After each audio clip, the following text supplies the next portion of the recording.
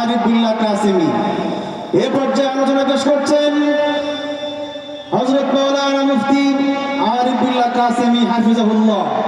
আমি হযরতকে আলোচনা পেশ করবার জন্য বিনীত নিবেদন করছি।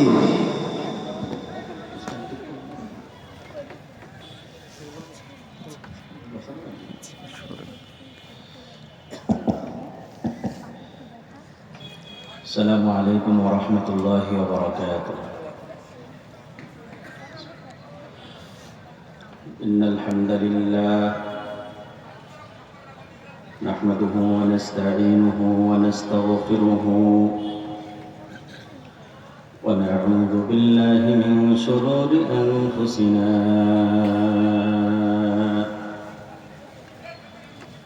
من يهده الله فلا مضل له ومن يضلله فلا تجد له وليا مرشدا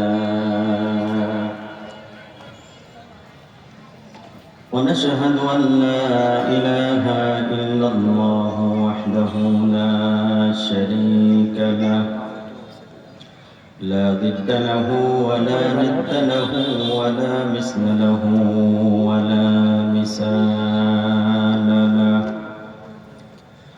ونشهد أن سيدنا وسندنا وحبيبنا وطبيب قلوبنا ومولانا محمد عبده ورسوله الذي أرسله بالحق بشيرا ونذيرا وداعيا إلى الله بإذنه وسراجا وقمرا منيرا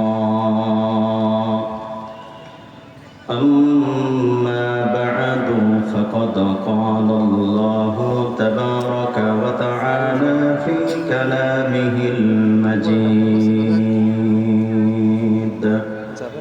وفرقانه الحميد সকলে জবান খুলে মোহাব্বতের সাথে পড়ি আউযু বিল্লাহি মিনাশ শাইতানির রাজীম বিসমিল্লাহির রহমানির রহিম ইন্নাল্লাযীনা ক্বালু রাব্বুনাল্লাহু সুম্মা ইসতাকামু তাতানাজ্জালু আলাইহিমুল মালাঈকা ألا تخافوا ولا تحزنوا وأبشروا بالجنة التي كنتم توعدون صدق الله العلي العظيم وصدق رسوله النبي الكريم ونحن على ذلك من الشاهدين والشاكرين والحمد لله رب العالمين وعن أبي هريرة رضي الله تعالى عنه قال قال رسول الله صلى الله عليه وسلم في حديث طويل ما ترددت عن شيء أنا فاعله ترددي عن نفس المؤمن يكره الموت وأنا أكره مساءته أو كما قال النبي عليه الصلاة والسلام رواه الإمام البخاري رحمه الله تعالى عنه وقال الله تبارك وتعالى أيضا في كلامه المجيد في شأن حبيبه ومحبوبه إن الله وملائكته يصلون على النبي يا أيها الذين آمنوا صلوا عليه وسلموا تسليما সকলে মোহাব্বতের সাথে রাসূলুল্লাহ সাল্লাল্লাহু আলাইহি ওয়াসাল্লামের উপর সর্বোত্তম দরুদ নামাজের দরুদখানা পাঠ করি। আল্লাহুম্মা সাল্লি আলা মুহাম্মাদিন ওয়া আলা আলি মুহাম্মাদ।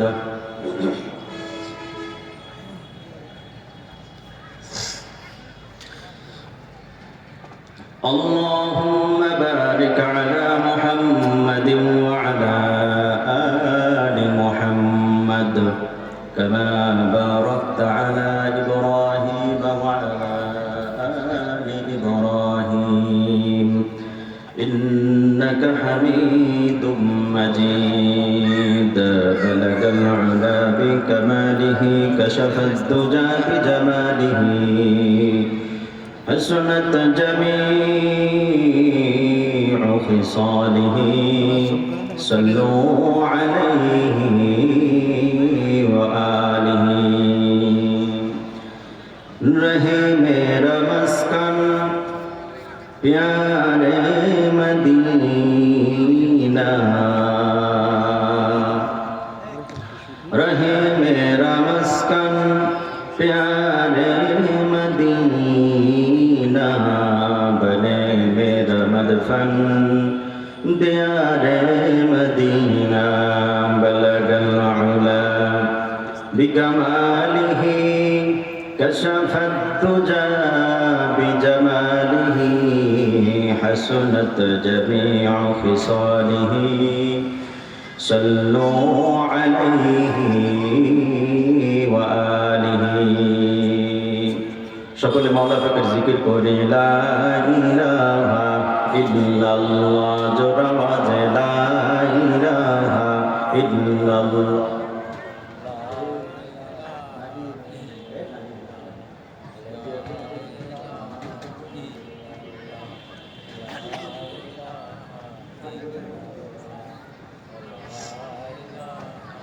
মোহাব্বতে লা ইলাহা ইল্লাল্লাহ।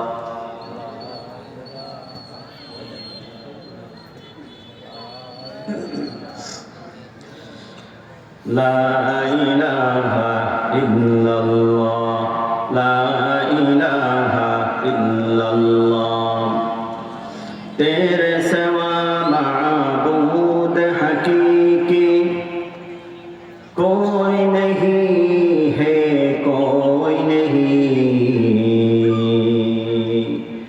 तेरे सिवा माबूद हकीकी कोई नहीं है कोई नहीं तेरे सिवा माशूक हकीकी कोई नहीं मेरे इलाहा ला इलाहा इल्लल्लाह मोहब्बत ला इलाहा इल्लल्लाह ला इलाहा इल्लल्लाह।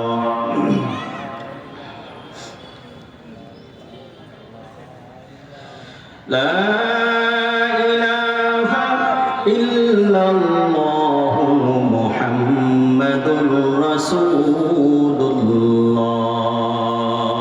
সাল্লাল্লাহু আলাইহি ওয়াসাল্লাম। 3 দিন ব্যাপী ঐতিহ্যবাহী তাফসীরুল কোরআন মাহফিলের অধ্যক্ষর দ্বিতীয় রজনীর মহতি জলসার মান্যবর সভাপতি মহোদয়, আজকের মহতি জলসার প্রধান অতিথি বিশেষ অতিথি সহ বেগার উলামায়ে হযরত, স্টেজে উপবিষ্ট মান্যগণ্য দুনিয়ার সর্বোন্নত সর্বশ্রেষ্ঠ সন্তান উলামায়ে ইকরাম, তালাবায়ে ইলম, প্যান্ডেলে উপবিষ্ট আমার সর্বস্তরের সমবেত তাওহীদি জনতা, পর্দার আড়ালে উপবিষ্ট সতী সাদী মা ও বোনেরা, সকলকে রব্বুল আলামিনের পক্ষ থেকে শিক্ষা দেওয়া সালাম। আসসালামু আলাইকুম ওয়া রাহমাতুল্লাহি ওয়া বারাকাতুহু। আমি আপনাদের সম্মুখে পবিত্র কালামুল্লাহ শরীফের সূরাত ফুসসিলাতের 30 নম্বর আয়াত তেলাওয়াত করেছি। তৎসংশ্লিষ্ট রেখে রাসূলুল্লাহ সাল্লাল্লাহু আলাইহি ওয়াসাল্লামের অসংখ্য অগণিত আহাদিসে মুবারাকা থেকে ইমাম বুখারী রাহিমাহুল্লাহু তাআলা দীর্ঘ হাদিস বর্ণনা করেছেন। হাদিসের শেষ অংশ আমি তেলাওয়াত করেছি। হাদিস সংখ্যা 6137 নম্বর হাদিস তেলাওয়াত করেছি। রব্বুল আলামিন চাহে তো উক্ত আয়াত ও হাদিসকে সামনে রেখে আপনাদের সম্মুখে পবিত্র কালামুল্লাহ ও হাদিসের আলোকে কিছু কথা বলবো। রব্বুল আলামিন সর্বপ্রথম আমাকে ও সকল শ্রোতাকে কথাগুলো বুঝে সঠিকভাবে আমল করার তৌফিক দান করেন, বলেন আমিন। আমি আপনাদের সম্মুখে যে কোরআনের আয়াত ও হাদিস পাঠ করেছি, উক্ত আয়াত ও হাদিসের আলোকে আজকের আলোচনার শিরোনাম হবে পাক্কা ঈমান ও তার পরিচয় ও তার ফজিলত। আমরা দুনিয়াতে এসেছি ঈমান আনার জন্য, মুসলমান হব, আল্লাহর কাজ করব, নবীর পথে চলব। এজন্য তো আমরা কোন ঈমান আনলে, কতটুকু ঈমান আনলে আল্লাহ আমাদেরকে পরিপূর্ণ ঈমানদার মুমিন বলে স্বীকৃতি দিবেন, এ বিষয়ে ইনশাআল্লাহ আল্লাহ সুবহানাহু ওয়া তাআলা চাহে তো আলোচনা করব ইনশাআল্লাহ। সর্বপ্রথম মহান রব্বুল আলামিনের দরবারে লক্ষ কোটি শুকরিয়া যে রব্বুল আলামিন আমাদেরকে দিনের শেষে রাতের শুরুতে রব্বুল আলামিন তার ফরজ বিধান পবিত্র মাগরিবের নামাজ সালাত আদায় করার পর দ্বীনি মাহফিলে পবিত্র মজলিসে গুনাহ মাফের মজলিসে আসার বসার সুযোগ করে দিয়েছেন। এজন্য সে মহান রব্বুল আলামিনের দরবারে কণ্ঠ ছেড়ে সমবেত কণ্ঠে মুহাব্বতের সাথে রব্বুল আলামিনের শুকরিয়া আদায় করে বলি আলহামদুলিল্লাহ। লক্ষ কোটি দরুদ সালাম বর্ষিত হোক বিশ্ব মানবতার মুক্তির দূত সরওয়ারে কায়নাত শাফিউল মুযনিবিন খাতামুন নবিয়্যিন আহমদ মুজতবা মুহাম্মদ মুস্তাফা মুহাম্মাদুর রাসূলুল্লাহ সাল্লাল্লাহু আলাইহি ওয়াসাল্লাম রওজার। আমি আপনাদের সম্মুখে যে আয়াতের খানা তেলাওয়াত করেছি, আয়াতে রব্বুল আলামিন সরাসরি মুমিন বান্দাদেরকে ঘোষণা করে বলছেন ইন্নাল্লাযীনা আমানু, যারা ঈমান এনেছে। এরপরে ইন্নাল্লাযীনা ক্বালু রাব্বুনাল্লাহ, যারা বলল যে আমাদের রব একমাত্র আল্লাহ। সুম্মা ইসতাকামু, অতঃপর এই কথার উপরেই, আল্লাহর উপর অবিচল আস্থা এবং বিশ্বাসের এই বাণীর উপরে, এই শব্দের উপরেই সে ব্যক্তি অটল এবং মজবুত থাকলো। রব্বুল আলামিন বর্ণনা করলেন তাতানাজ্জালু আলাইহিমুল মালাইকা, তাদের জন্য রব্বুল আলামিন তার বিশেষ রহমতের ফেরেশতা প্রেরণ করেন। সুবহানাল্লাহ। আমরা দুনিয়াতে এসেছি, রব্বুল আলামিন আমাদেরকে আশরাফুল মাখলুকাত হিসেবে সৃষ্টি করেছেন, সর্বোন্নত জাতি হিসেবে মানুষ হিসেবে সৃষ্টি করেছেন। রব্বুল আলামিন বর্ণনা করলেন আমি আল্লাহ তাআলা তোমাদেরকে সৃষ্টি করেছি একমাত্র আমি আল্লাহ তাআলার দাসত্ব ইবাদতের জন্য। মুমিন বান্দারা দুনিয়াতে যে অবস্থায় থাকে তাদের জন্য কল্যাণ আর কল্যাণ। অমুসলিম কাফের মুশরিক তারা যে অবস্থাতেই দুনিয়াতে থাক না কেন, প্রাচুর্য এবং ধনভাণ্ডারের ভিতরে যদি তারা থাকে, তথাপিও তারা রয়েছে অকল্যাণ এবং ক্ষতির মাঝে। রব্বুল আলামিন পবিত্র কালামুল্লাহ শরীফের ভিতরে বর্ণনা করলেন কিয়ামতের দিবসে এক শ্রেণীর মানুষের চেহারা হয়ে যাবে অন্ধকার কালো, এবং তাদের চেহারার ভিতরে থাকবে বিষণ্ণতার ছাপ। তারা বলবে রব্বুল আলামিন আমরা তো দুনিয়াতে সুদর্শনশীল ছিলাম, আমরা তো দেখতে ভালো ছিলাম, উজ্জ্বল ছিলাম, আজকে আমাদের চেহারাগুলো এমন কালো হয়ে গেল কেন? রব্বুল আলামিন বর্ণনা করলেন তোমরা আমার বিধান, আমার ইবাদত আর দাসত্ব এবং কালিমায়ে তাওহীদ থেকে, কালিমা থেকে ফিরে গিয়েছিলে, এজন্য আমি আল্লাহ তাআলা আজকের দিবসে তোমাদেরকেও ভুলে গিয়েছি যেমনটা আমাকে ভুলে গিয়েছিলে।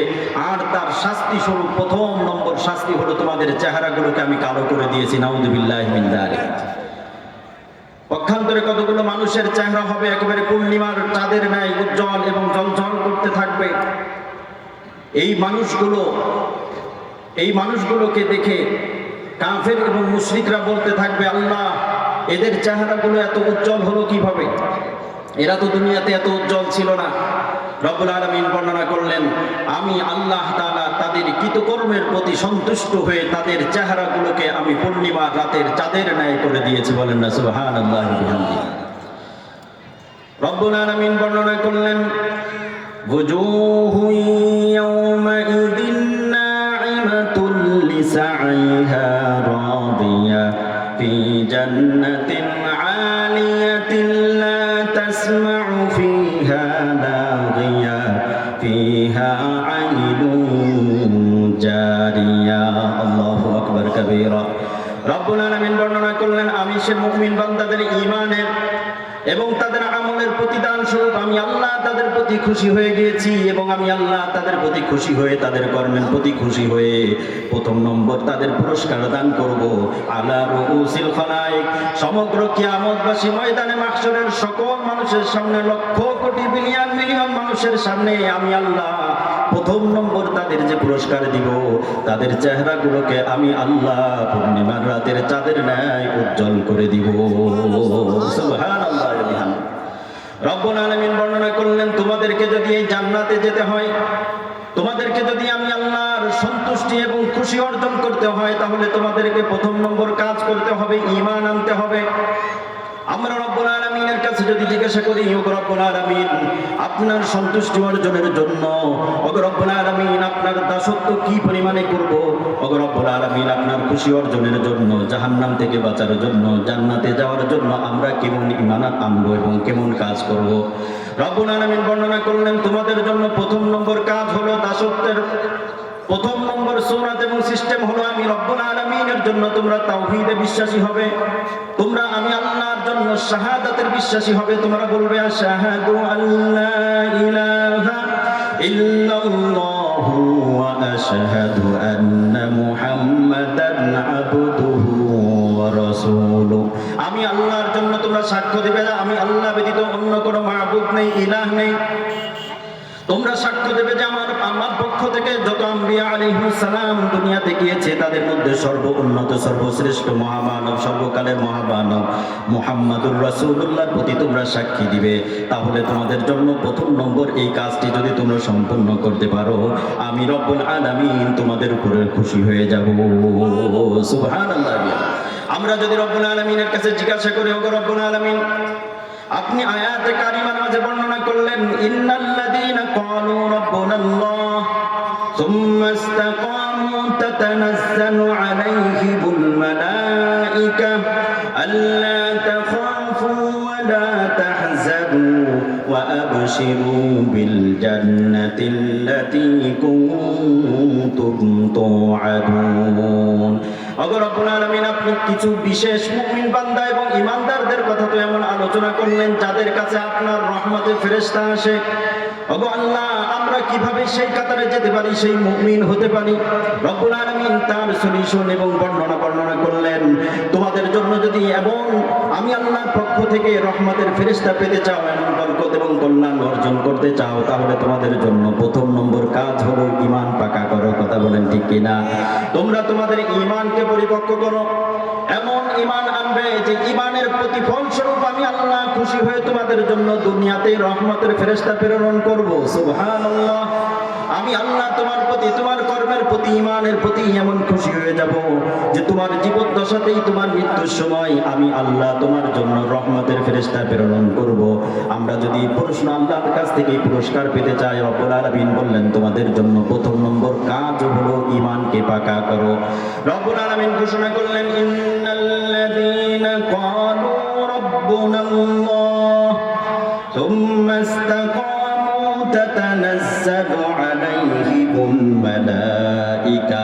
তোমরা যদি ঈমানকে পরিপূর্ণ করতে পারো, পাক্কা করতে পারো, আমি আল্লাহ তাআলা দুনিয়াতে তোমাদের জন্য আমার পক্ষ থেকে রহমতের ফেরেশতা প্রেরণ করব। সুবহানাল্লাহ।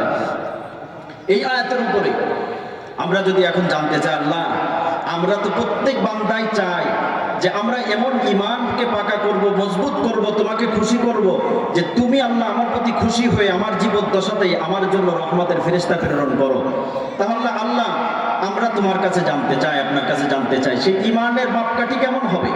তাহলে এবার আপনার এই প্রশ্নের উত্তরে আপনার এই ফজিলত এবং পুরস্কার পাওয়ার জন্য আপনাকে কোরআনের কিছু ঘটনা শুনে আসতে হবে, গল্প শুনে আসতে হবে যে কেমন ঈমান আপনার যদি অর্জন হয়, যে ঈমানের কারণে আল্লাহ রাব্বুল আলামিন আপনার জন্য আসমান থেকে বিশেষ স্পেশাল রহমতের ফেরেশতা প্রেরণ করবেন এবং আপনার জন্য জীবদ্দশাতেই আল্লাহ তাআলা জান্নাতের সুসংবাদ দিবেন।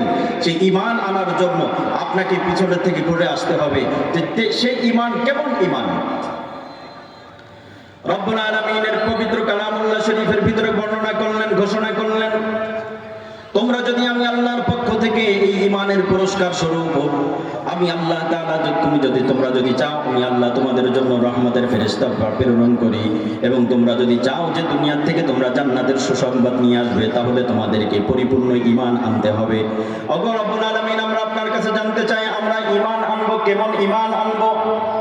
রব্বুল আলামিন বর্ণনা করলেন, তোমরা ঈমান আনো যেমন পূর্বের মানুষেরা ঈমান এনেছিল, মজবুত ঈমান এনেছিল। তার ঈমানের সামনে যদি তার সম্পদ চলে যায়, তারপরও ঈমান থেকে পিছু পাওয়া হয় নাই। যদি তার ঈমানের সামনে তার জানও চলে যায়, তারপরেও সে ঈমান থেকে পিছু পাওয়া হয় নাই।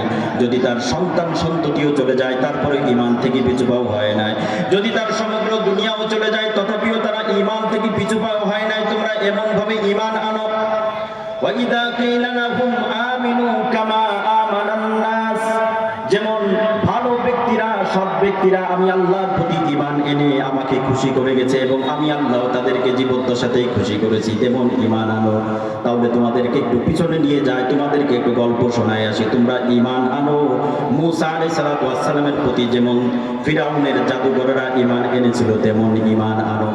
এই দুনিয়ার মানুষ, তোমরা একটু লক্ষ্য করো, তোমাদেরকে কোরআনের ঘটনা শোনাই।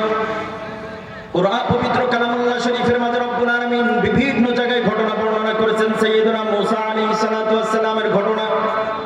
তৎকালীন সময়ের ভিতরে দুনিয়ার মাঝে সবথেকে ক্ষমতার এবং জনবলের ভিতরে পাওয়ারফুল ব্যক্তি ছিল ফিরাউন। সে ক্ষমতা এবং জনবলে এমন পাওয়ারফুল ছিল, 400 বছর রাজত্ব, নিরবচ্ছিন্ন একচ্ছত্র রাজত্ব পেয়ে গিয়েছিল, দীর্ঘ সময়ের রাজত্বের মোহে পড়ে একবার সে দাবি করে বসলো, আনা রব্বুকুমুল আলা, আমি হলাম তোমাদের মধ্যে সবথেকে বড় প্রভু, আমি ব্যতীত কোনো প্রভু নেই। রব্বুল আলামিন বর্ণনা করলেন, না না না ফিরাউন, তুমি ভুল বলেছো, তুমি তো আমার একমাত্র দাস এবং গোলাম। আর 10 জন মানুষ যেমন আমার দাসত্ব স্বীকার করে, তোমারও প্রয়োজন ছিল এমন ভাবে আমার দাসত্ব স্বীকার করা, কিন্তু ক্ষমতার লোভে, জনবলের মোহে পড়ে, ক্ষমতার লোভে পড়ে, দুনিয়ার মোহে পড়ে তুমি ভুল শব্দ উচ্চারণ করে ফেলেছো, মনটা করা ঠিক হয়নি। তুমি যদি ফিরে আসো তো ভালো কথা, না হলে কিন্তু আমি আল্লাহ তোমাকে কঠিন শাস্তি দিব। রব্বুল আলামিন বর্ণনা করলেন, আমি আল্লাহ তার জন্য পরীক্ষা বানিয়েছিলাম এই সম্পদ এবং ক্ষমতা। আমি আল্লাহ তাকে পরীক্ষা করার জন্য দিয়েছিলাম যে সম্পদ পেয়ে, ক্ষমতা পেয়ে, জনবল এবং ধনবল পেয়ে আমি আল্লাহর পথে থাকে নাকি সে বিমুখ হয়ে যায়, সে খারাপ পথে চলে যায়। আমি আল্লাহর পক্ষ থেকে এই প্রশ্নে, এই পরীক্ষায় ফিরাউন একেবারেই উত্তীর্ণ হতে পারে নাই, সে কঠিন বিপদে পড়ে গিয়েছিল। ফিরাউন একবার তার কত গণকের কথা অনুযায়ী আদেশ দিল, আমার রাজ্যের ভিতরে আজ থেকে যত ছেলে সন্তান জন্মগ্রহণ করবে তাদের একজনকেও জীবিত রাখা হবে না, প্রত্যেককে হত্যা করা হবে। তাফসীরের কিতাবের ভিতরে লেখে, এই গণকের কথা শুনে ফিরাউন এবং তার দলবল মিলে 70,000 থেকে কোনো বর্ণনায় এসেছে 6 লক্ষ পর্যন্ত নবজাতক ছেলে সন্তানগুলোকে হত্যা করে ফেলেছিল। কিন্তু রব্বুল আলামিন বর্ণনা করলেন, আমি তোমাকে শায়েস্তা করার জন্য আমার নবী প্রেরণ করব, এবং শুধু প্রেরণই করব না, কারণ আমি আল্লাহ তোমার ঘরের ভিতরে আমার নবী মূসাকে লালন পালন করব। সুবহানাল্লাহ। আমি শুধুমাত্র মূসাকে দুনিয়াতে পাঠাবো এমন না, বরং আমি মূসাকে তো দুনিয়াতে প্রেরণ করবই, এবং তাকে লালন পালনের দায়িত্ব তোর ঘাড়ে ন্যস্ত করব। তাফসীরের কিতাবের ভিতরে লেখে, সাইয়েদনা মূসা আলাইহিস সালাতু ওয়াস সালামের আম্মা জান, মূসা আলাইহিস সালাতু ওয়াস সালাম যখন তার আম্মা জানের গর্ভের ভিতরে ছিলেন, শুধুমাত্র তার আব্বা জান এবং তার আম্মা জান এবং তার বোন মারিয়াম, এই 3 জন ব্যক্তি ব্যতীত অন্য কোনো ব্যক্তি জানতো না যে ঘরে সন্তান ভূমিষ্ঠ হবে। সাইয়েদনা মূসা আলাইহিস সালাতু ওয়াস সালাম ভূমিষ্ঠ হলেন। 1 মাস, 2 মাস, 3 মাস পর্যন্ত অতিবাহিত হলো। এই ঘরে সন্তান জন্মগ্রহণ করেছে, এই 3 জন ব্যতীত আর কেউ জানতো না। রব্বুল আলামিনের বর্ণনা অনুযায়ী রব্বুল আলামিন বর্ণনা করলেন, একদা মূসা আলাইহিস সালাতু ওয়াস সালামের আম্মা জান তার ব্যাপারে শঙ্কিত হলেন, একটু ভয় পেয়ে গেলেন। ওগো রব্বুল আলামিন, আমার সন্তান হয়েছে, আমি তো এ পর্যন্ত আমি তাকে লালন পালন করেছি। ওগো রব্বুল আলামিন, আমি যথাসাধ্য চেষ্টা করেছি আমি তাকে গোপন রেখে আমার কাছে রাখার, কিন্তু আমার মনে হয় না যে এখন আমি আমার কাছে আর রাখতে পারবো। আল্লাহ তুমি আমার জন্য কোনো ব্যবস্থা করে দাও, যেন আমার সন্তান সেফ থাকে, আমার সন্তান যেন পরিপূর্ণভাবে শান্তিপূর্ণভাবে থাকতে পারে। রব্বুল আলামিন বর্ণনা করলেন, ও মূসার আম্মা, তোমার ভয় পাওয়ার কোনো কারণ নেই। আমি আল্লাহ তাআলা ফিরাউনকে শায়েস্তা করার জন্যই তো মূসাকে দুনিয়াতে পাঠিয়েছি। অতএব মূসাকে কিভাবে সেভ রাখতে হয় সেটা আমি আল্লাহ তাআলা তোমার জন্য পরিকল্পনা করে দিলাম। কিভাবে তুমি যখন তোমার সন্তানের প্রতি ভয় করবে, ফাইদা খিফতি আলাইহি, যখন তুমি তোমার সন্তানের ব্যাপারে তুমি শঙ্কিত হয়ে যাবে, ভয় পেয়ে যাবে, তাহলে তোমার জন্য প্রথম নম্বর কাজ হলো একটি সিন্ধুকের ভিতরে, বাক্সের ভিতরে রেখে এই বাক্সটাকে তুমি প্রেরণ করে সমুদ্রের ভিতরে ছেড়ে দাও, নীল নদের ভিতরে ছেড়ে দাও। দীর্ঘ আলোচনার ভিতরে রব্বুল আলামিন বর্ণনা করলেন মূসা আলাইহিস সালাতু ওয়াস সালামকে তার আম্মাজান ছেড়ে দিলেন, সমুদ্রের ভিতরে ছেড়ে দিলেন। নীল নদের ঢেউয়ের ভিতরে ভাসতে ভাসতে আসলো কোথায়? তারিখের কিতাবের ভিতরে লেখে, তাফসীরের কিতাবের ভিতরে লেখে, ভাসতে ভাসতে ফিরাউনের রাজ দরবারের ঘাটলাতে চলে এসেছে, নদীর ঘাটের কিনারায় চলে এসেছে। ফিরাউনের দলের লোকজনেরা বাক্সটি যখন খুলে নিয়ে গেল, ফিরাউনের সামনে যখন খোলা হলো, রব্বুল আলামিনের ভাষায় কি সুন্দর শব্দ বর্ণনা করলেন দেখেন, ফাআলকাইতু আলাইহি মুহাব্বাতান, অন্য বর্ণনায় এসেছে ফাআলকাইতু আলাইকা মুহাব্বাতাম মিন্নি। হে মূসা, তোমার জন্য আমি আল্লাহ তাআলা এমন সুন্দর ব্যবস্থাপনা করেছিলাম, দুনিয়ার ভিতরে যে সন্তানকে হত্যা করার জন্য, তোমাকে হত্যা করার জন্য ফিরাউন 6 লক্ষ নবজাতক ছেলে সন্তানকে হত্যা করেছে, কিন্তু আমি আল্লাহ তোমার চেহারার ভিতরে এমন মায়া ঢুকিয়ে দিয়েছিলাম, ফিরাউন যখনই তোমাকে দেখলো নিজেই তার পরিকল্পনা থেকে ফিরে আসলো। সুবহানাল্লাহি ওয়া বিহামদিহি। হযরত আসিয়া রাদিয়াল্লাহু আনহা বর্ণনা করলেন, স্বামী যান, এই সন্তান এত সুন্দর দেখা যাচ্ছে, আর এই সন্তানকে আমরা রেখে দিই, হয়তো সে আমাদের কোনো কাজে আসবে, উপকারে আসবে, অথবা আওলাত্তাখিদাহু আলাদা, আমরা তাকে সন্তান হিসেবে গ্রহণ করব। বাস এই পর্যন্ত দীর্ঘ আলোচনা, এখানে বলতে গেলে 2-3 ঘন্টা লেগে যাবে। মূসা আলাইহিস সালাতু ওয়াস সালাম ফিরাউনের ফ্যামিলির ভিতরে বড় হচ্ছেন, 40 বছর বয়স, 30 বছর উপনীত হয়েছে। ছোট্ট একটি ঘটনা ঘটলো, ঘটনা ঘটার পর সাইয়েদনা মূসা আলাইহিস সালাতু ওয়াস সালাম এখান থেকে চলে গেলেন কোথায়? দীর্ঘ 3 দিন অথবা 1 সপ্তাহ পথ পাড়ি দিয়ে মাদায়েন শহরে চলে গেলেন। হযরত শুআয়ব আলাইহিস সালাতু ওয়াস সালামের কাছে তিনি চলে গেলেন, সেখানে যে আল্লাহ সুবহানাহু ওয়া তাআলা তার জন্য ব্যবস্থাপনা করে রেখেছেন, সেখানে থাকলেন, 10 বছর থাকলেন।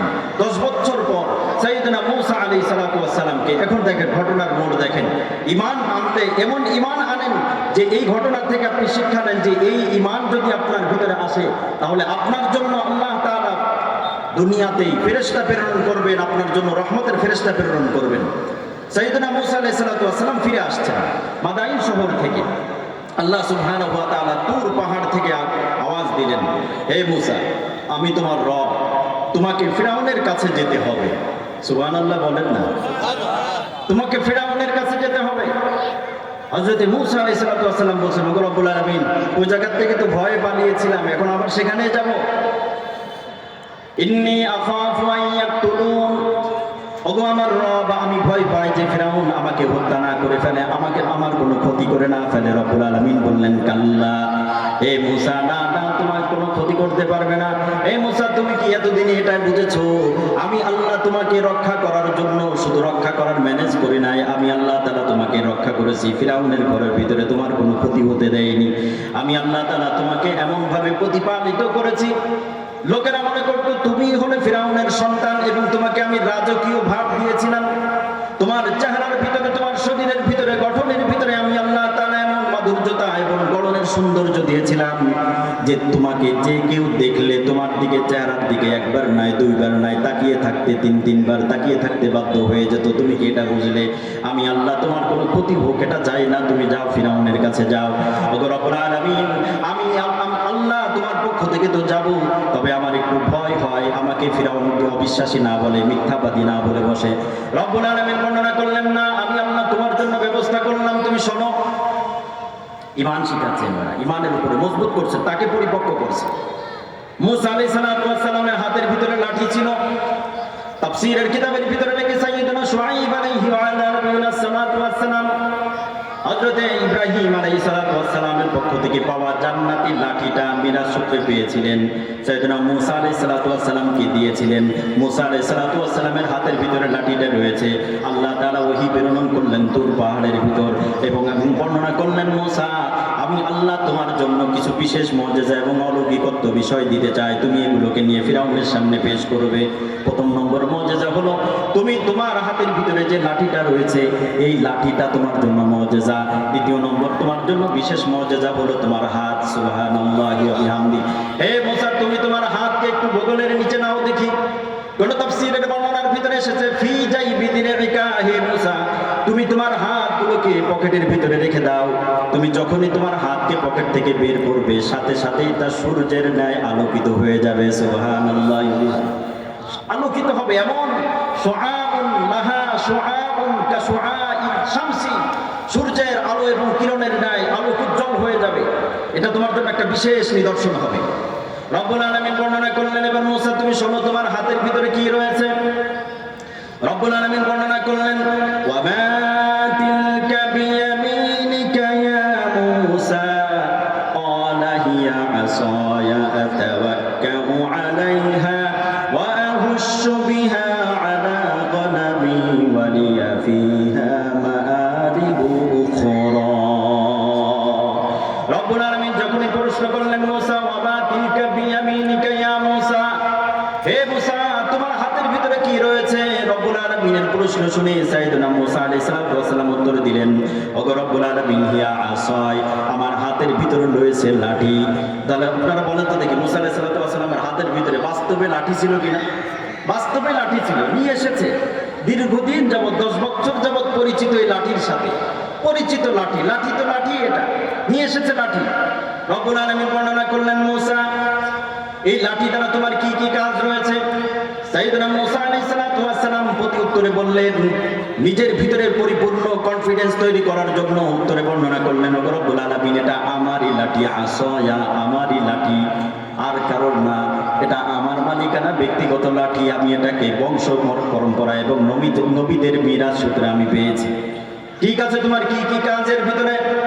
সাইয়েদনা মুসা আলাইহিস সালাম উত্তর দিলেন, আতাওয়াক্কাউ আলাইহা, প্রয়োজনের সময় আমি এটার উপরে ভর করে চলি। ওয়া আহুশশু বিহা আলা গনামি, এবং আমি আমার ছাগলের জন্য পাতা পেড়ে থাকি এই কাজের এই লাঠি দ্বারা।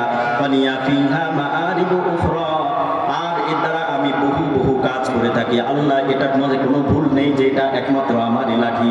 রব্বুল আলামিন বর্ণনা করলেন, হে মুসা তাহলে কিন্তু ভয় পেলে চলবে না, তোমার এই লাঠিটাকে ছেড়ে দাও। সুবহানাল্লাহ। হে মুসা ফাকালা আলকিহা ইয়া মুসা, হে মুসা তোমার লাঠিখানা ছেড়ে দাও, ফেলে দাও। ফাআলকাহা ফাইদা হিয়া হাইয়াতুন তাসআ। সাইয়েদনা মুসা আলাইহি ওয়া আলা নবিয়িনা সাল্লাতু ওয়াস সালাম যখনই তার হাতে থাকা লাঠিটা ছেড়ে দিল, সঙ্গে সঙ্গে লাঠি আর লাঠি থাকলো না, বিশাল বড় অজগর সাপে রূপান্তরিত হয়ে গেল। সুবহানাল্লাহ। সাইয়েদনা মুসা আলাইহিস সালাম ভয় পেয়ে গেলেন। ভয় পাওয়ারই কথা, স্বাভাবিক কথা।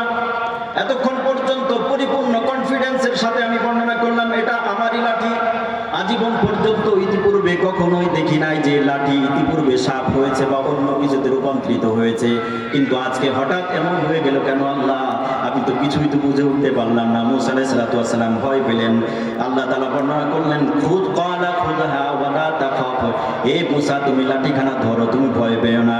সানুঈদুহা সিরাতাহাল উলা, আমি আল্লাহ তাআলা লাঠিকে তার আপন অবস্থায় আবার লাঠি বানিয়ে দিব। সুবহানাল্লাহ। রব্বুল আলামিন এভাবে মুজিজা দেখালেন। রব্বুল আলামিন বর্ণনা করলেন, এই লাঠি এবং তোমার হাতের মুজিজা নিয়ে ফিরাউনের কাছে যাও।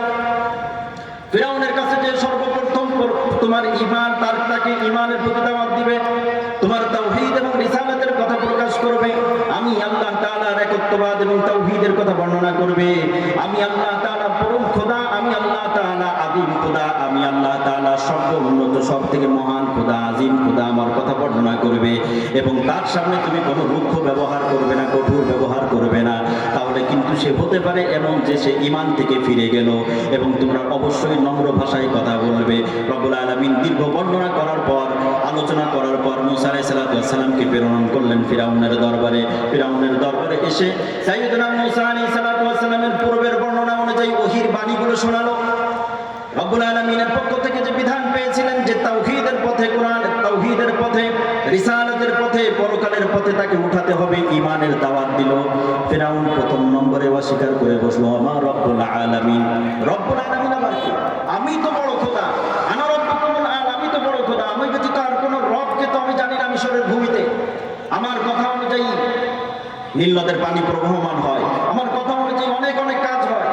মুসা আলাইহিস সালাম বললেন, এই বেহুদার সাথে এইভাবে কথা বলে পারা যাবে না। দেখো, শুধু তুমি না, তোমার পূর্ববর্তী যারা রয়েছে, এমনকি দুনিয়া আসমান জমিনের স্রষ্টা সৃষ্টিকর্তা এবং স্রষ্টা একমাত্র আল্লাহ, তুমি তার প্রতি ঈমান আনো, তুমি দুনিয়াতেও শান্তিতে থাকবে, পরকালেও শান্তিতে থাকবে। মুসা আলাইহিস সালামের কথা শুনে ফিরআউন বলতে শুরু করলো, তুমি তো হলে সেই সন্তান, তুমি তো হলে যে সেই ছেলে যাকে আমার ফ্যামিলির ভিতরে, রাজ দরবারের ভিতরে ছোট অবস্থাতে প্রতিপালন করেছিলাম। মুসা আলাইহিস সালাম বললেন, সবকিছু ঠিক আছে, তবে আপনি যদি আল্লাহর পথে না আসেন, তাওহীদের পথে না আসেন, ঈমানের পথে না ওঠেন, তাহলে আপনার জন্য ক্ষতি। ফিরআউন তখন বলতে শুরু করলো, না না, আমার তো মনে হয় তুমি বড় জাদুঘর, তুমি আমাদেরকে জাদুর ভেলকি দেখিয়ে আমাদের রাজত্ব নিতে চাও। রব্বুল আলামিন বর্ণনা করলেন, তাফসীরের কিতাবের ভিতরে বর্ণনা করলেন, সাইয়্যিদুনা মুসা আলাইহিস সালামের কথা শুনে ফিরআউন বলতে শুরু করলো, তুমি তো মনে হয় চরম বড় জাদুবিদ্যা শিখে এসেছো বাহিরের থেকে, দীর্ঘদিন পর্যন্ত আমার রাষ্ট্রের ভিতরে, রাজত্বের ভিতরে তুমি ছিলে না। আমার তো মনে হয় তুমি অন্য কোথাও থেকে জাদু শিখে এসেছো, তুমি কি আমাদেরকে জাদুর বলে দেশান্তর করতে চাও? রব্বুল আলামিনের পক্ষ থেকে মুসা আলাইহিস সালাম বললেন, না না না, আমি কোনোভাবেই তোমাদেরকে ক্ষতি করতে আসি নাই। তোমরা যদি আল্লাহর প্রতি ঈমান আনো, তোমরা যদি এক আল্লাহর প্রতি আস্থা এবং অবিচল বিশ্বাস রাখো, তাহলে তোমরাই রাজত্ব করবে।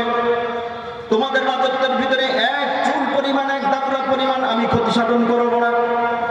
তবে তোমাদের জন্য কাজ হলো, প্রথম নম্বর, আমি আমার প্রতি ঈমান আনো, আল্লাহর প্রতি ঈমান আনো, আসমানি গ্রন্থ সমূহের প্রতি ঈমান আনো, এটা হলো তোমাদের কাজ হবে। মুসা আলাইহিস সালামের বাণী শুনে তার সাথে সামনে থাকা মন্ত্রী পরিষদদেরকে বলতে শুরু করলো, কি করা যায় বলো তো দেখি। এই দুনিয়ার মানুষ, তোমাদেরকে আমি শুধু গল্প শোনাচ্ছি না, একটু লক্ষ্য করে দেখো সামনে রব্বুল আলামিন কোন পর্যায়ের ঈমানের পরিচয় বর্ণনা করলেন। মন্ত্রী পরিষদের লোকজন বলতে শুরু করলো, জাহাপানা, আপনি যদি আদেশ দেন তাহলে আমরা সমগ্র বিশ্বের ভিতরে থেকে সব থেকে বড় বড় জাদুঘরগুলোকে আমরা একত্রিত করব এবং আমরা মুসার সাথে তাকে প্রতিদ্বন্দ্বিতার ভিতরে হারিয়ে দিয়ে আমরা বিজয়ী হয়ে যাব এবং আমরা রাষ্ট্রের ভিতরে এককভাবে বসবাস করব। সাইয়্যিদুনা মুসা আলাইহিস সালাম বললেন, দেখো, আমি মোটেও তোমাদের সামনে জাদুবিদ্যা প্রকাশ করি নাই। আমার হাতে থাকা লাঠি যেটা সাপ হয়ে যায়, এটা এককভাবে এমন মুজিজা যেটা আল্লাহর পক্ষ থেকে হয়ে থাকে। আমার হাতটা এবং সূর্যের আলোর ন্যায় আলোকিত হয়ে যায়, এটা একমাত্র আল্লাহ তাআলার বিধান অনুযায়ী হয়ে থাকে। এখানে আমার কোনো কর্তৃত্ব নেই এবং এর মাঝে কোনো জাদুর প্রভাব নেই। সাইয়্যিদুনা মুসা আলাইহিস সালামকে বললো, ঠিক আছে, তাহলে তোমরা একটা দিন নির্ধারণ করো, ডেট ফিক্স করো। সাইয়্যিদুনা মুসা আলাইহিস সালাম বললেন, তোমাদের নির্ধারিত তারিখ হবে ইয়াউমুজ জিনা, তোমাদের ঈদের দিন অথবা মেলার দিন আমরা সকলে একত্রিত হব এবং তোমাদের একত্র হওয়ার টাইমটাও হবে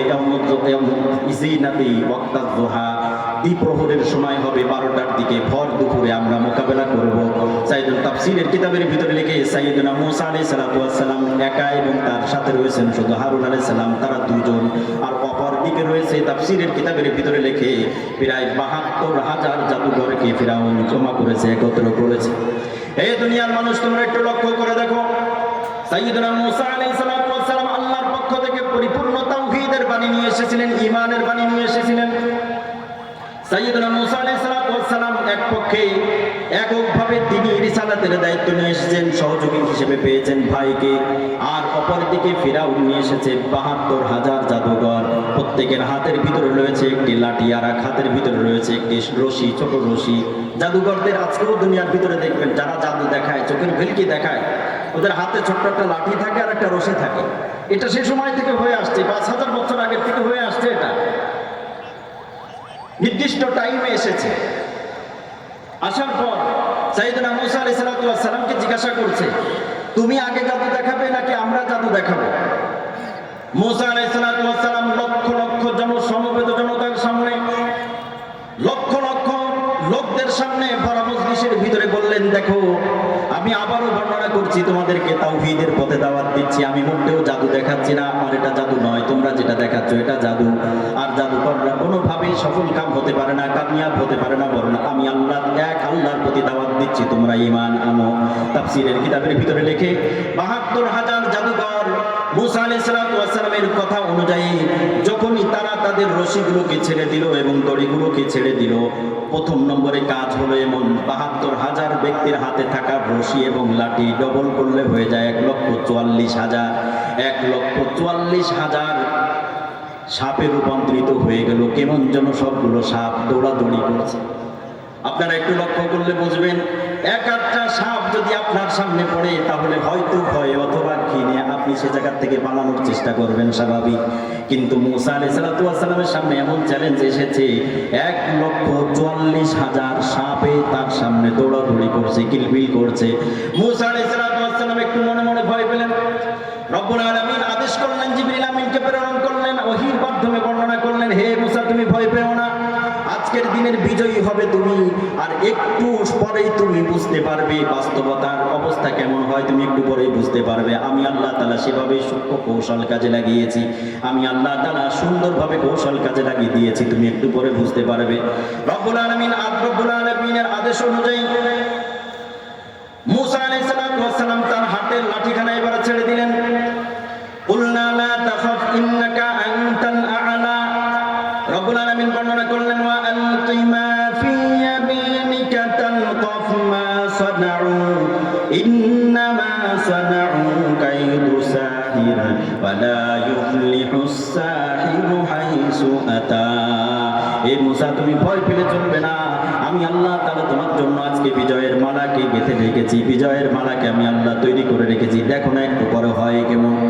এ দুনিয়ার মানুষ একটু লক্ষ্য করে দেখো, সাইয়্যিদুনা মূসা আলাইহিস সালামের হাতের লাঠিখানা যখনই ছেড়ে দিলেন, রব্বুল আলামিন বর্ণনা করলেন, ফাউলকিয়াস সাহারাতু সুজদান ক্বালু আমান্না বিরাব্বি হারুনা ওয়া মূসা। সুবহানাল্লাহি ওয়া বিহামদিহি।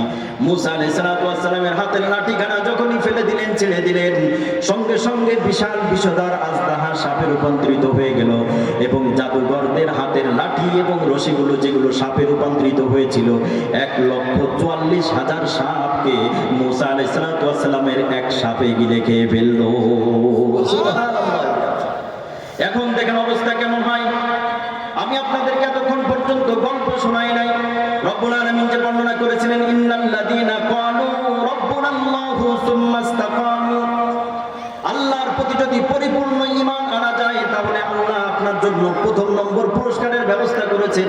দুনিয়াতে আল্লাহ তাআলা আপনার জন্য সুসংবাদের জন্য ফেরেশতা প্রেরণ করবেন, জান্নাতের সুসংবাদ দিবেন। আপনি দুনিয়া থেকে জান্নাতের সার্টিফিকেট নিয়ে যাবেন। এই ঈমানের পরিচয়ের জন্য দীর্ঘ আলোচনা আমি করলাম।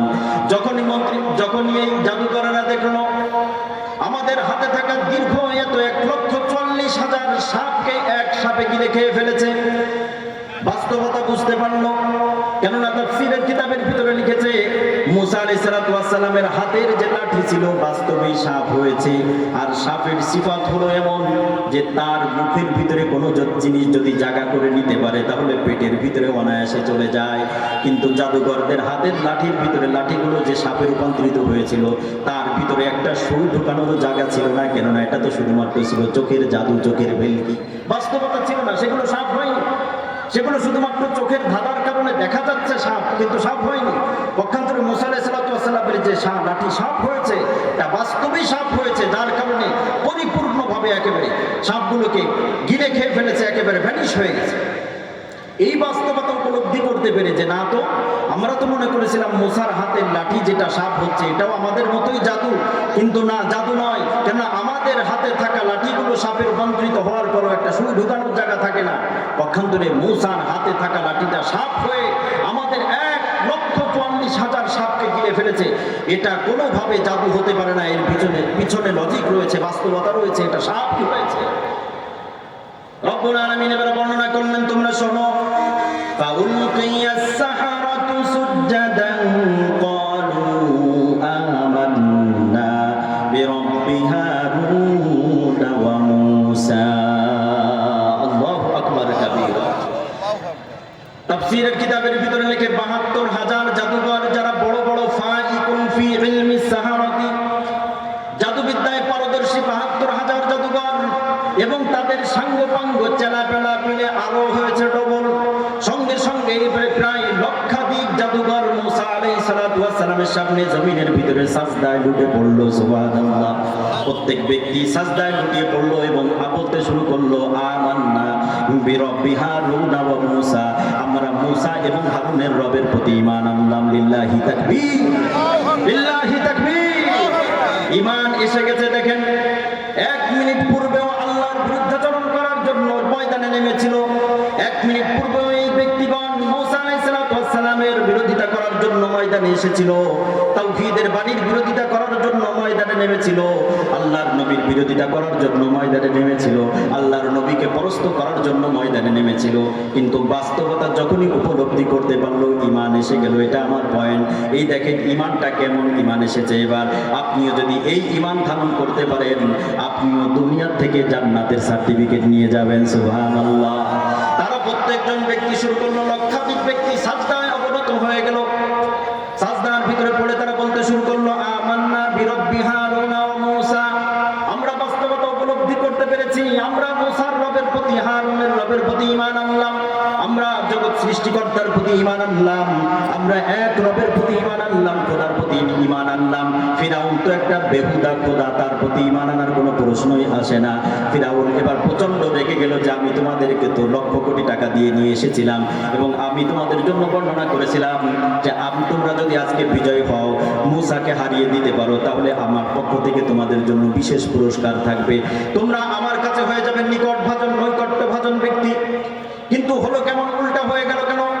তোমাদেরকে আমি অনুমতি দেওয়ার পূর্বে ক্বালা আমানতুম লাহু ক্বাবলা আন আযানা লাকুম, হে দুনিয়ার মানুষ তোমরা একটু লক্ষ্য করে দেখো, ফিরাউন তখন রেগে মেগে বলতে শুরু করলো, আমি তো তোমাদেরকে তার প্রতি ঈমান আনার জন্য ডাকি নাই, আমি তো তোমাদেরকে তার বিরুদ্ধাচরণ করার জন্য, বিরোধিতা করার জন্য ডেকেছিলাম, তাহলে তোমরা আমার অনুমতি না নিয়ে তোমরা কেন মুসার প্রতি ঈমান আনলে, তার রবের প্রতি ঈমান আনলে? আমি কিন্তু তোমাদেরকে কঠিন শাস্তি দিব। দুনিয়ার মানুষ একটু লক্ষ্য করে দেখো, ফিরাউন বলছে, ইন্নাহু লাকাবীরুকুমুল্লাযী আল্লামাকুমুস সিহরা, সে হয়তো তোমাদের বড় জাদুকর, উস্তাদ এবং টিচার, সে তোমাদেরকে জাদু শিক্ষা দিয়েছিল, তোমরা প্রত্যেকে মিলে আমার বিরুদ্ধে হয়তো ষড়যন্ত্র করেছো। আজকে আমি তোমাদেরকে কিন্তু কঠিন শাস্তি দেব, তোমরা ঈমানের পথ থেকে ফিরে আসো। এই দুনিয়ার মানুষ তোমরা একটু লক্ষ্য করে দেখো, ফিরাউনের পক্ষ থেকে যতই হুঙ্কার দেওয়া হয়, ফিরাউনের পক্ষ থেকে যত কঠোর ভাষা বর্ণনা করা হোক না কেন, কেউ আর ঈমান থেকে ফিরে আসে না।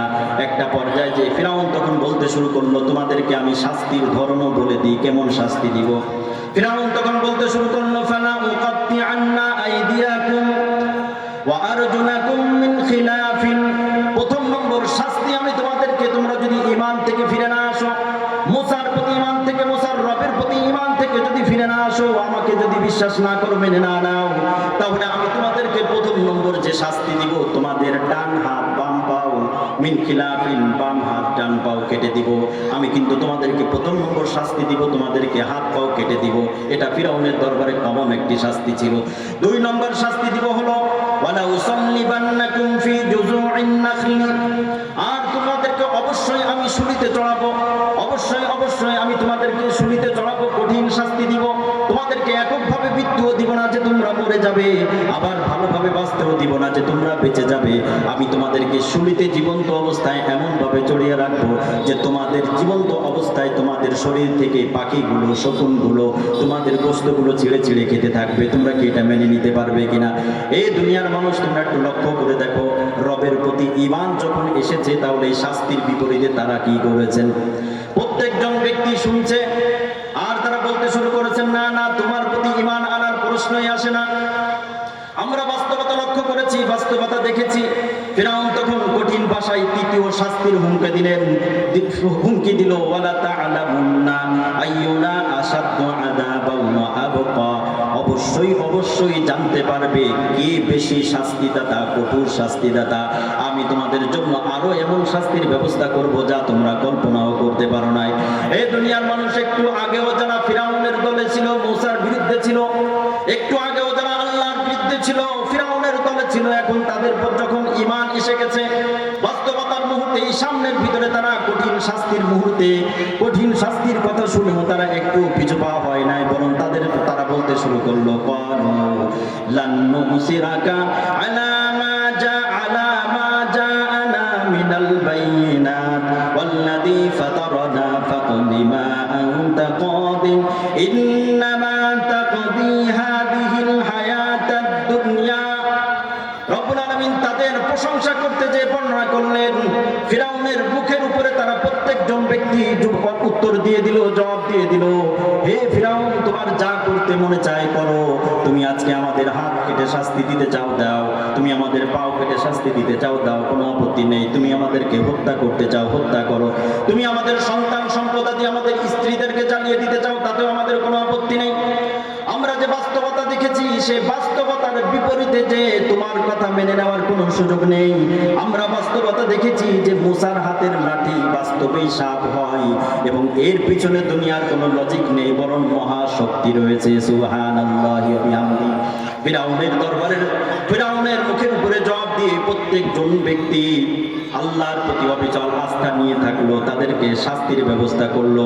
কিছু সে জায়গা থেকে পলায়ন করে চলে গেল। রব্বুল আলামিন বর্ণনা করলেন, এ দুনিয়ার মানুষ, তোমরা যে এই পরিমাণ যদি ঈমান আনতে পারো যে তোমার ঈমানের অবস্থা হবে এমন, দুনিয়ার ভিতরে যে শক্তি এবং পরশক্তি আসুক না কেন তোমার ঈমান থেকে তোমাকে বিচলিত করতে পারবে না। দুনিয়ার ভিতরে যত ক্ষমতায় আসুক না কেন তোমাকে ঈমান থেকে পথহারা করতে পারবে না, বিচ্যুত করতে পারবে না। তোমার ভিতরে যদি এই ঈমান এসে যায় যে দুনিয়ার কোনো সম্পদ, মোহ, ধন দৌলত কোনো কিছু তোমাকে ঈমান থেকে বিচলিত করতে পারবে না। তুমি যদি এই ঈমান নিয়ে দুনিয়ার থেকে যেতে পারো, তাহলে তোমার জন্য আমি রব্বুল আলামিন বর্ণনা করলাম, ইন্নাল্লাযীনা ক্বালু রাব্বুনাল্লাহু সুম্মা ইসতাকামু তাতানাজ্জালু আলাইহিমুল মালাঈকাতু আল্লা তাখাফু ওয়া লা তাহজানু ওয়া আবশিরু বিল জান্নাতিল্লাতী কুনতুম তুআদুন।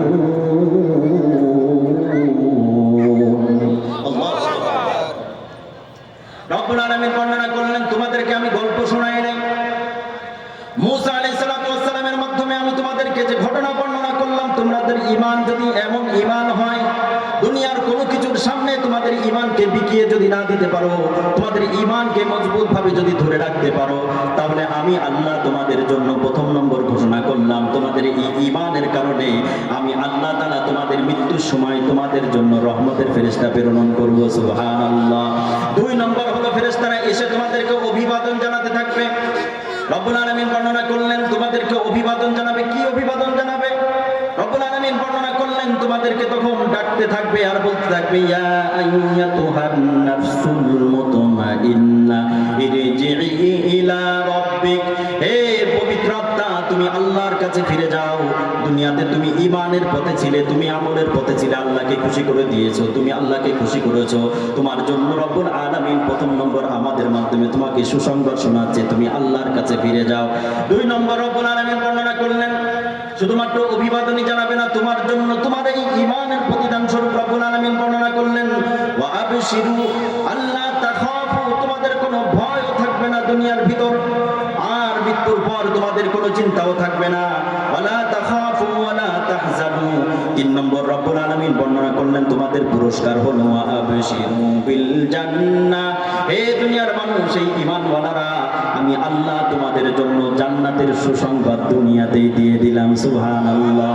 রব্বুল আলামিন শুধুমাত্র জান্নাতের সুসংবাদ দেন নাই, আরো বর্ণনা করলেন, আমি আল্লাহ তোমাদের জন্য কুনতুম তুআদুন, চিরস্থায়ী জান্নাতের ব্যবস্থা করে দিলাম। সুবহানাল্লাহ।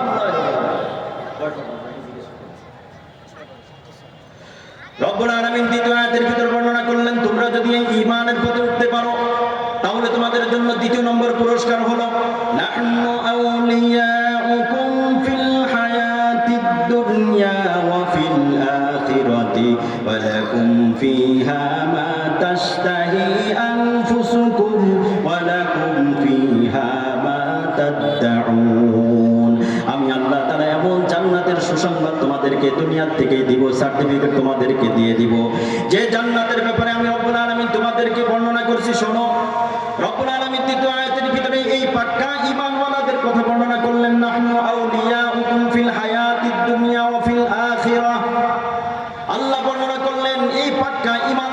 বন্ধু আমি আল্লাহ হয়ে যাই। সুবহানাল্লাহ। আমি আল্লাহ তাদের বন্ধু হয়ে যাই দুনিয়ার ভিতরে, ওয়াফিল আখিরাতি পরকালেও আমি আল্লাহ তাআলা তাদের বন্ধু হয়ে যাই। দুনিয়াতে তাদেরকে সহযোগিতা করি, ওয়াফিল আখিরাতি কবরে সহযোগিতা করি, ওয়াফিল আখিরাতি আমি হাসরের ময়দানে তাদেরকে আমি আল্লাহ সহযোগিতা করব এবং আমি আল্লাহ তাআলা তাদের জন্য জান্নাত পর্যন্ত পৌঁছে দিয়ে আমি আল্লাহ তাদেরকে সহযোগিতা করব। সুবহানাল্লাহ। আমি তাদের অভিভাবক হয়ে যাব, তাকে কোনো জায়গায় বিপদে পড়তে দিব না। আমি আল্লাহ তাআলা তাদের জন্য এমন অভিভাবক হয়ে যাব। রব্বুল আলামিন সামনে যে বর্ণনা করলেন, ওয়ালাকুম ফিহা মা তাশতাহি আনফুসুকুম, আমি আল্লাহ জান্নাতের ভিতরে তোমাদের জন্য এমন ব্যবস্থাপনা করে রেখেছি। রব্বুল আলামিন বর্ণনা করলেন, আমি আল্লাহ তাআলা তোমাদের মনের চাহিদা অনুযায়ী জান্নাতের ভিতরে সবকিছু পূরণ করার ব্যবস্থা করে দিব। সুবহানাল্লাহ। রব্বুল আলামিন আরো বর্ণনা করলেন, ওয়ালাকুম ফিহা মা তাদউন, অন্তরে যেটাই চাইবে আমি রব্বুল আলামিন তোমাদের জন্য তাই ব্যবস্থা করে দিব। তৃতীয় নম্বর আয়াতে এই ঈমানদারদের কথা রব্বুল আলামিন বর্ণনা করলেন, নুজুলাম মিন গফুরির রহিম, আর এগুলো থাকবে হলো আমি রব্বুল আলামিনের পক্ষ থেকে মেহমানদারি স্বরূপ। কেন?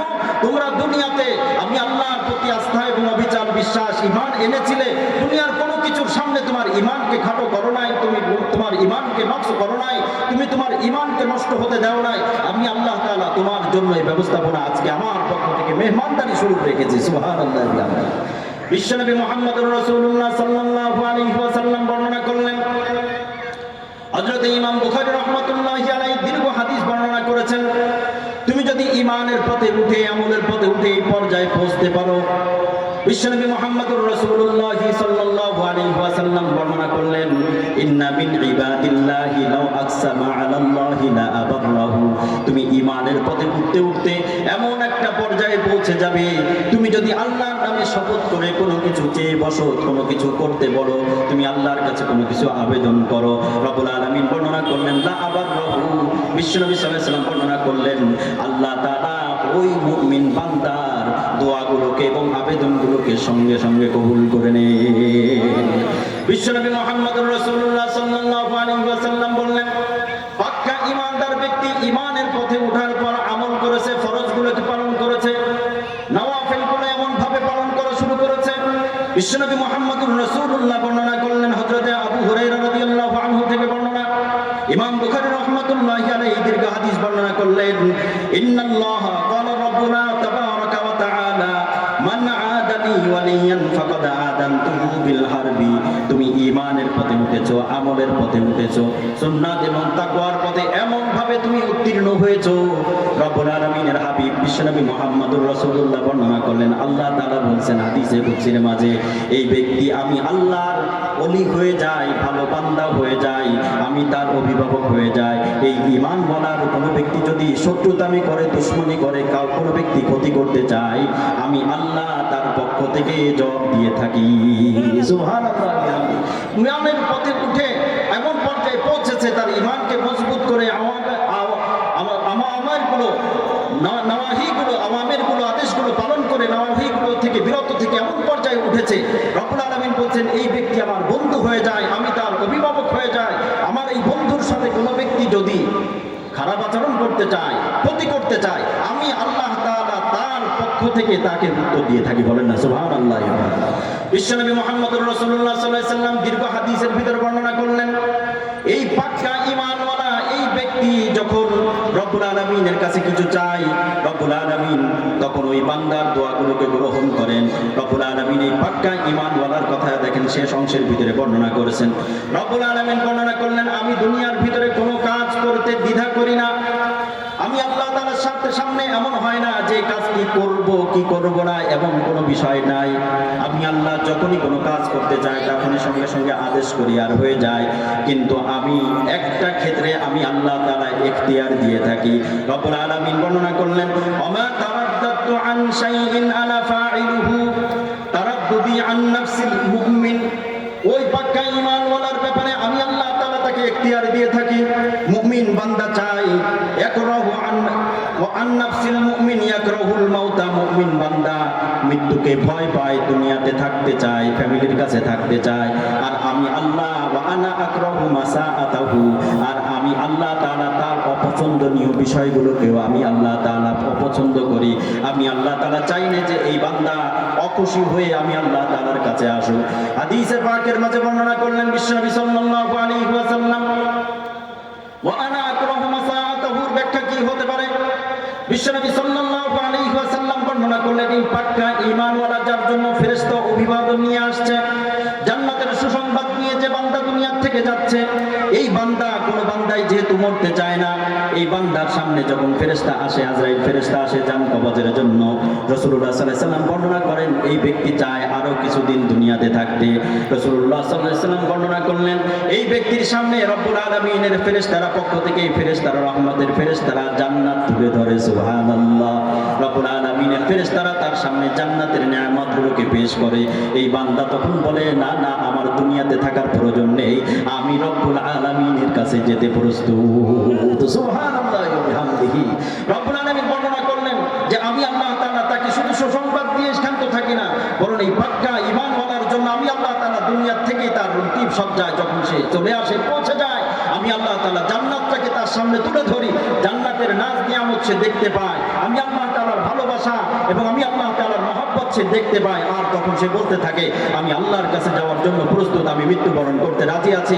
রব্বুল আলামিন বর্ণনা করলেন ওই ব্যক্তির জন্যই আমি আল্লাহ তাআলা এখন জান্নাতের সুসংবাদ দিয়ে ফেরেশতাদেরকে বলি তোমরা তাকে নবদুলহার মতো নতুন বিবাহ যে করেছে এমন স্বামীর ন্যায় তোমরা তাকে আমি আল্লাহ তাআলার কাছে প্রস্তুত করে নিয়ে আসো। বলো না সুবহানাল্লাহি ওয়া বিহামদিহি।